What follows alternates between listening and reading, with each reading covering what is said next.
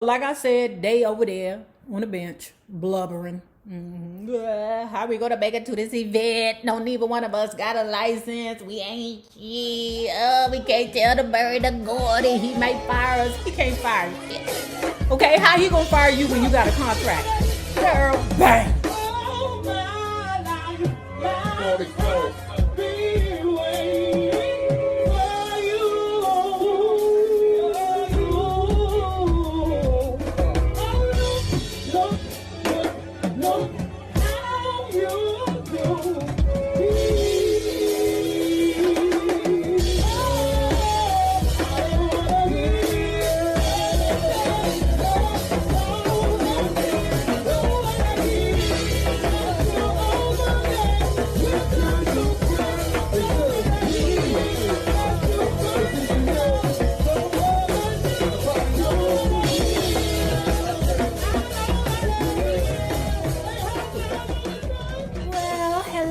Bugs, hello there, Bellas. If you have not already done so, please remember to like, share to Facebook, and subscribe because it is so important to our success here on the YouTube. Bellas, love bugs, naysayers, you know that I will always strive for a minimum of 700 likes. And if you are not already a part of our book club, please remember to hit the Patreon link below and or the join button here on the YouTube. And for a small monthly fee of $5, you babies, yes, you can be privy to all the shenanigans before the YouTube gets it, if the YouTube gets it. Now, let's talk about Mary Wilson's DreamGirl, My Life as a Supreme, part 12. Or 11, I don't know. So Love Bugs, where we left off, you have Flo, Diane, Mary, and Barbara, okay? Flo, Diane, Mary, and Barbara have just been told by Bertie Gordy, I got a contract over here, okay? Now, you can sign it. You know, it's right here waiting for you. Now, it's going to be the great Goop now, but you can sign it. It's over here waiting for you. But you won't be able to sign it with the Primettes. Okay, because the Primes ain't no more. They here now, and they the Temptations. They done broke up, 17 different groups, and now they one group called the Temptations. Okay, so if the Primes ain't here, then we don't need the Primettes. You choose. Okay, Flo was the one who chose the Supremes, which puts me in a mind frame that what happened to Flo was even worse, because when you're the creator of the group and they shiz on you, yeah, Florence Ballard got Bobby the Brown. Okay, because Bobby the Brown started New Edition. How the hell you gonna vote me out and I created the damn group? We weren't exactly crazy about the name. I had my heart set on something that ended in "ettes." Like the Marvelettes, the Dudettes, the Sprinkleettes, any other "ettes." You know what I'm saying? But we were anxious to sign the recording contract, so even though we didn't all like the name, we were now the Supremes. On January 15th, the four of us, my mother, Flo's mother, Diane's mother, and Barbara's mother, met with Barry, his sisters Esther Edwards, and someone else from Motown to sign the contracts. None of us thought about hiring our own legal counsel. Our parents trusted that Barry and Motown would do only what was best for us. Barry reassured us and our mothers that Motown would not only work on behalf of us, but manage all of our earnings as well.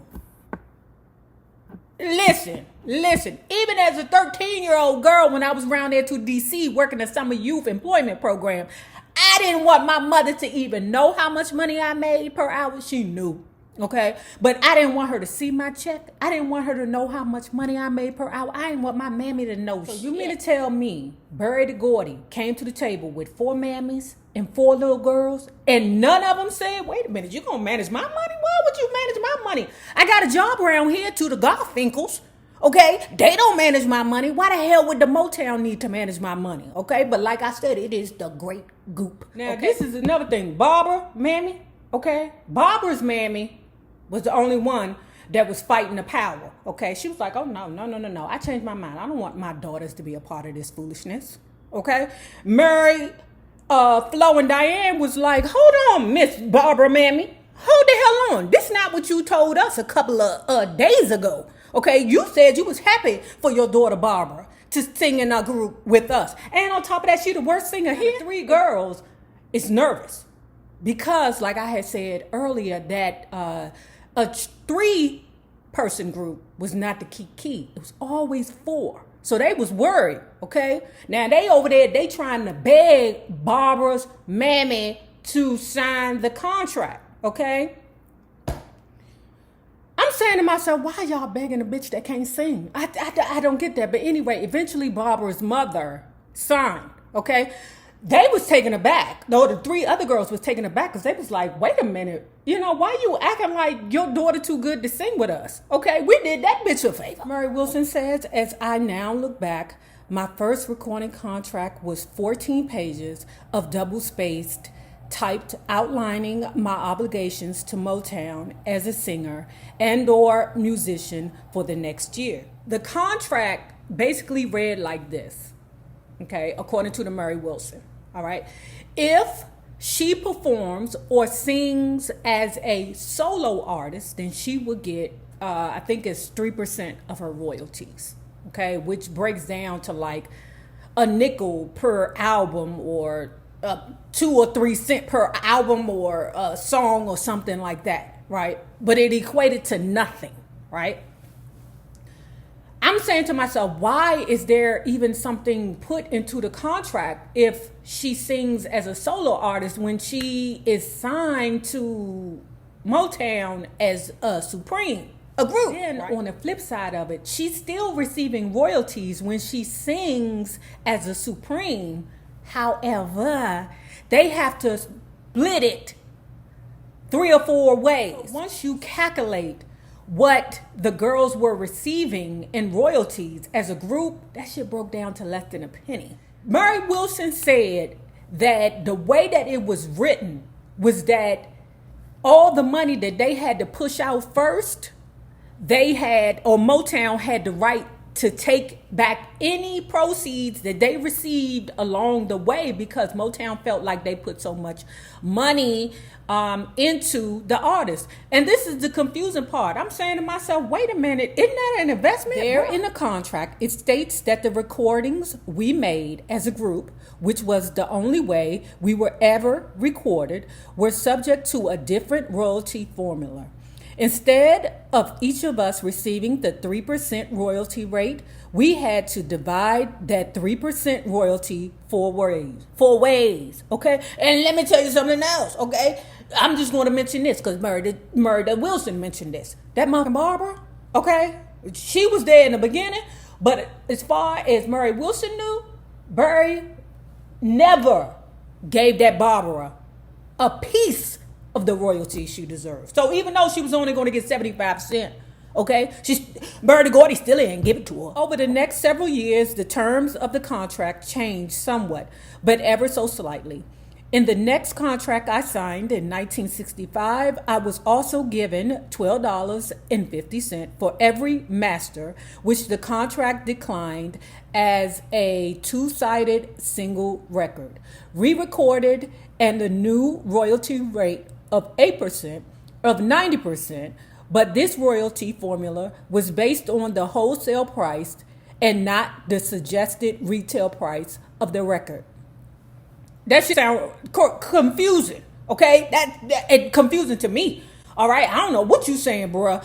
Take all this stuff right here out, okay? All that you put in here out and say it regular, bruh. Because I think they put that shit in there on purpose to confuse you, girl, confuse you.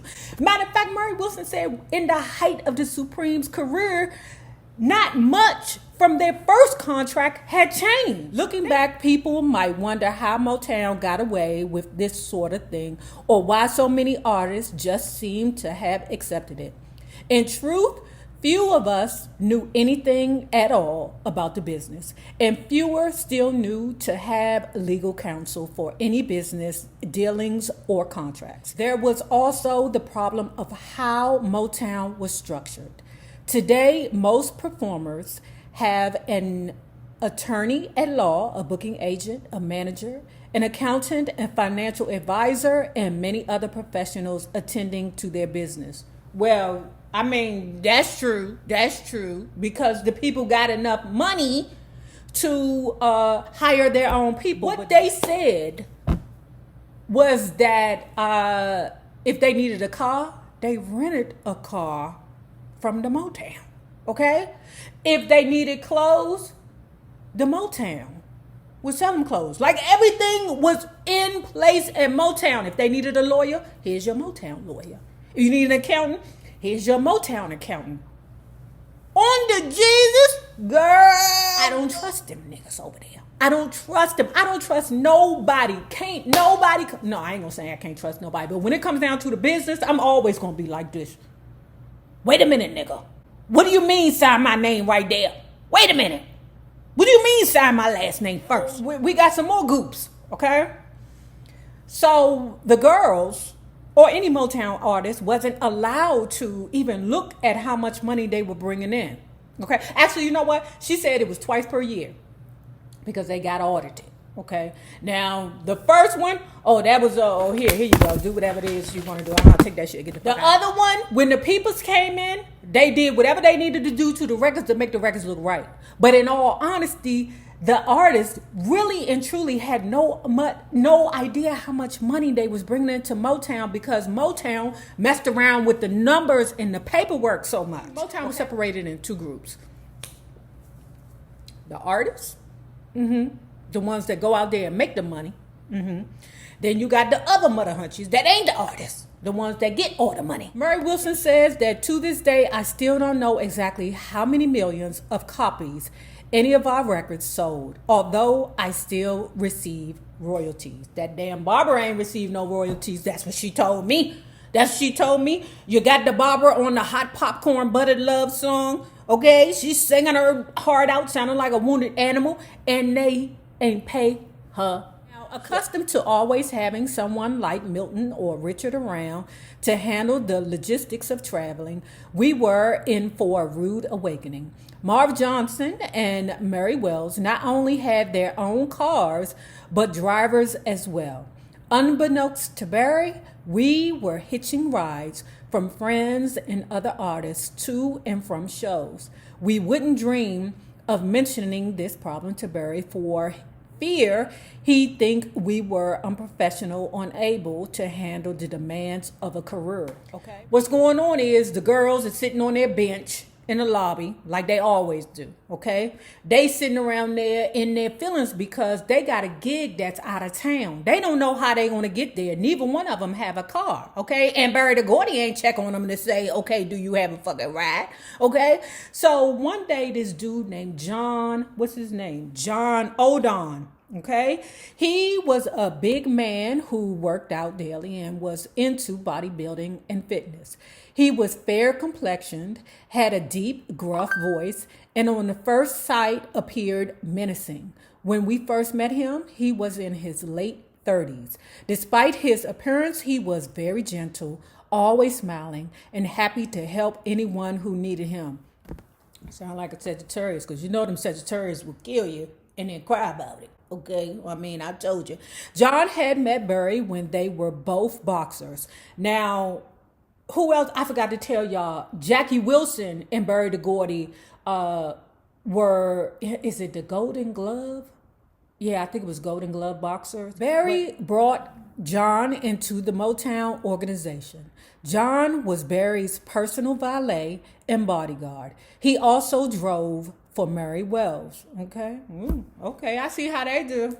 Nigga, what you doing? Come over here. Get in this car. Drive it.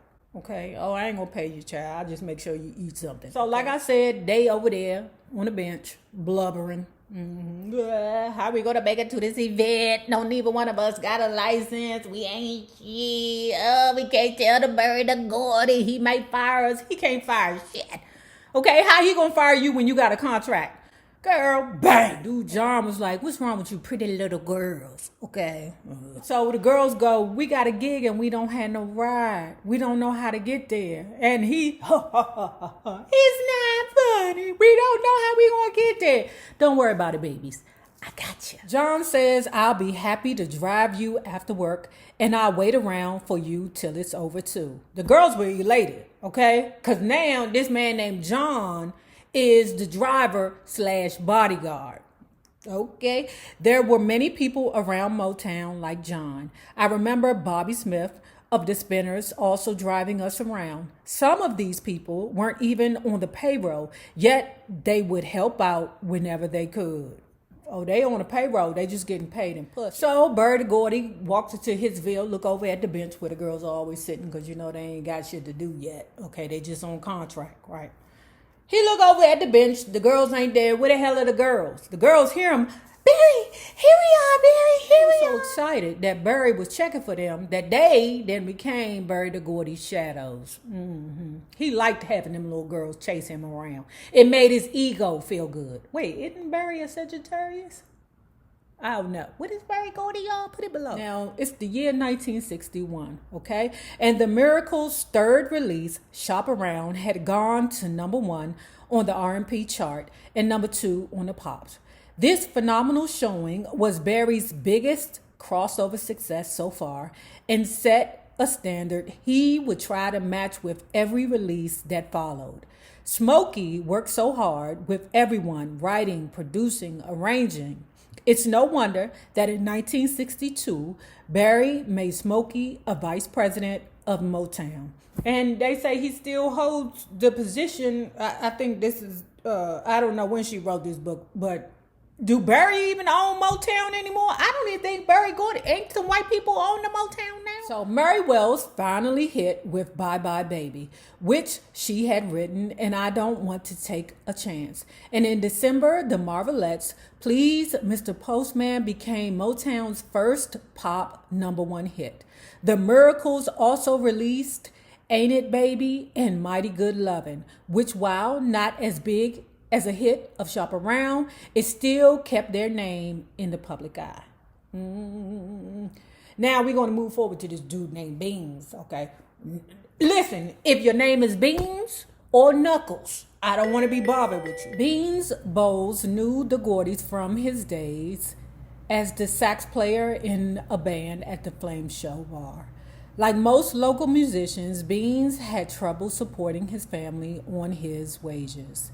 In discussing Barry's plans for Motown with him, Beans was struck by Barry's enthusiasm and apparent willingness to do things that would really help his employees.